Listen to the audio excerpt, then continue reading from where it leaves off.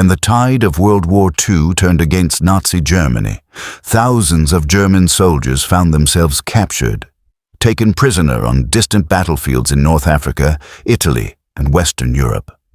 By 1943 and 1944, Allied forces had a serious problem: what to do with a growing flood of Axis prisoners of war. Europe was already crowded, so the United States, protected by oceans and rich in resources, offered a solution. Ships began crossing the Atlantic, not filled with soldiers heading to war, but with German prisoners traveling toward a strange and unknown land: America. For many of these captured men, the journey felt like exile to another planet. German propaganda had painted America as a chaotic, racially divided, capitalist land of weakness, a place that could never match German discipline or industrial power.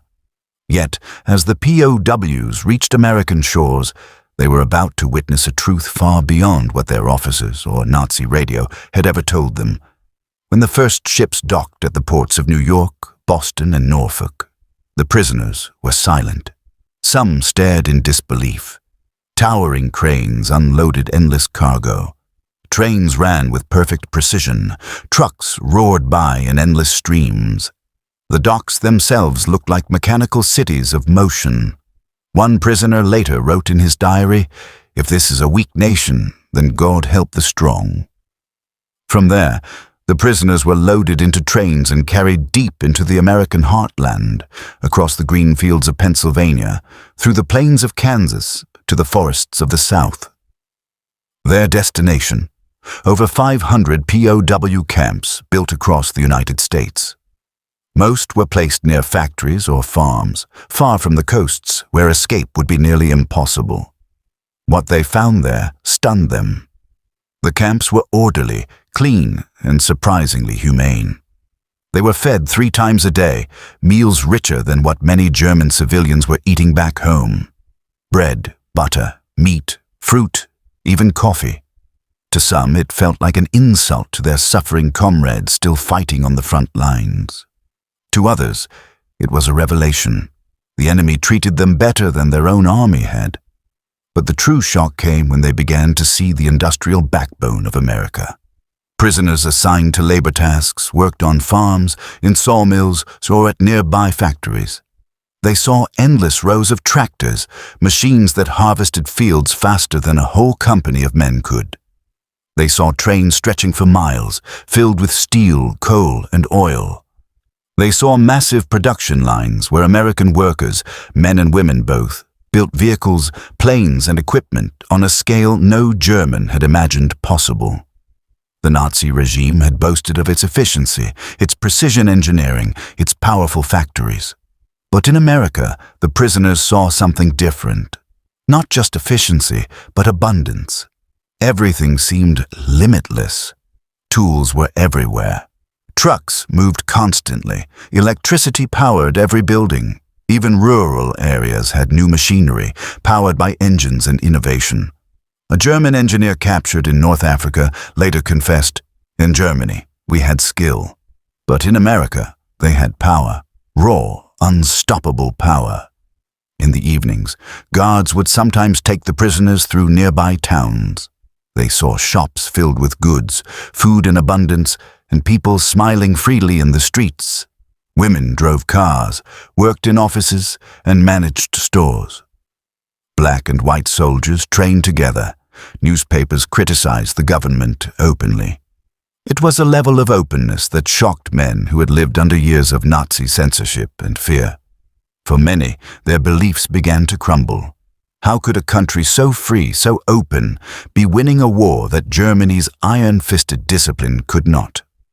They began to understand that the true strength of the United States was not only in its machines, but in its system, its people, its democracy, its industry running at full speed because its citizens believed in what they were fighting for. Still, life in the camps was not easy. Barbed wire, guard towers, and strict rules reminded them they were still prisoners. Some tried to escape, though most failed. Yet, even inside the fences, They found small freedoms.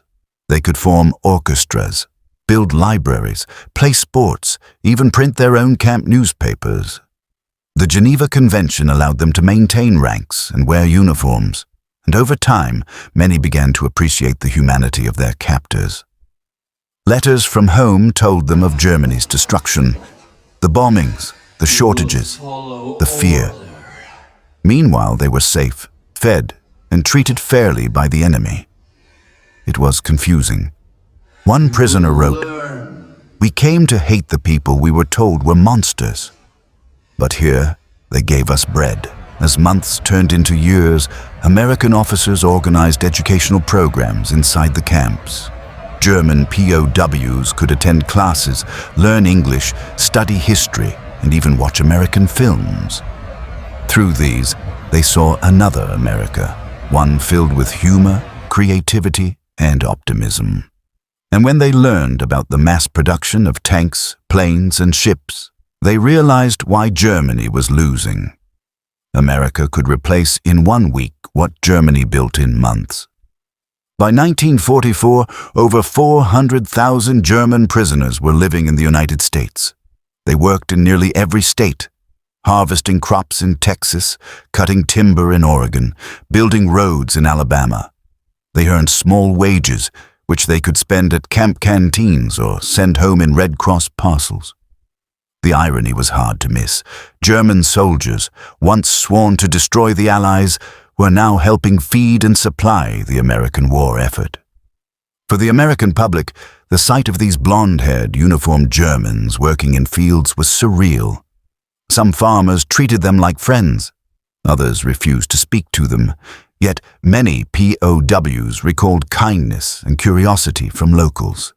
Children would wave. Shopkeepers would offer them apples. Some American women taught them English or shared homemade food. For men raised on Nazi propaganda that described Americans as lazy and degenerate, this kindness left a deep mark. As the seasons passed, many German POWs began to reflect on what they had seen and experienced in America.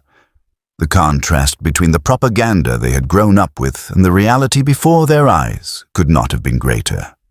In Germany, they had been taught that the United States was a land of chaos, a place without order or discipline.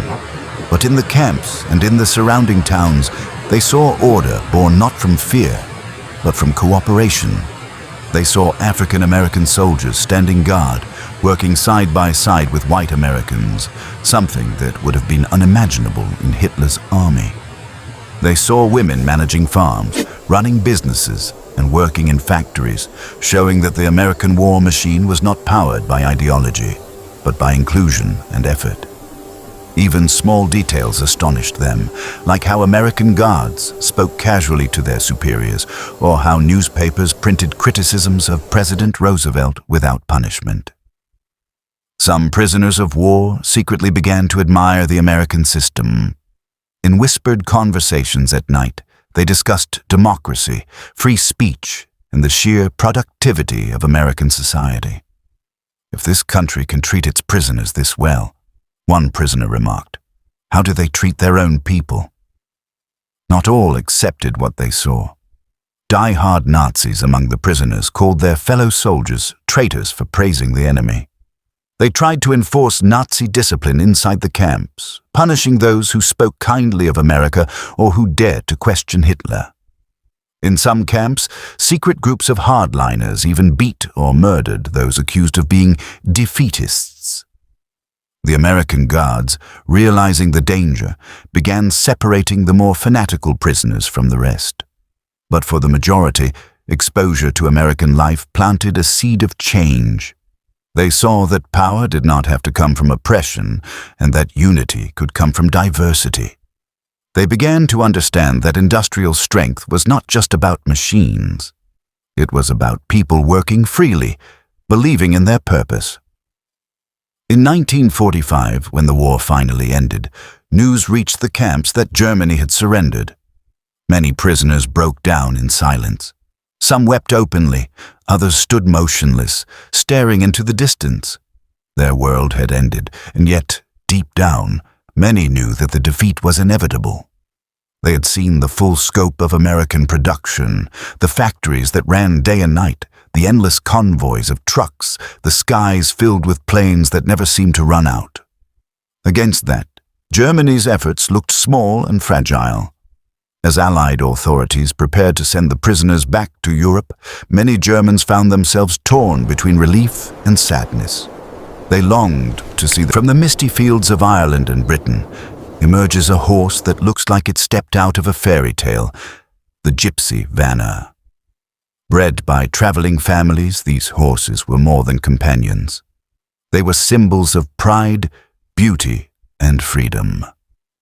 With a flowing mane and tail, feathered legs that move like silk in the wind, and a coat painted in patterns of black and white.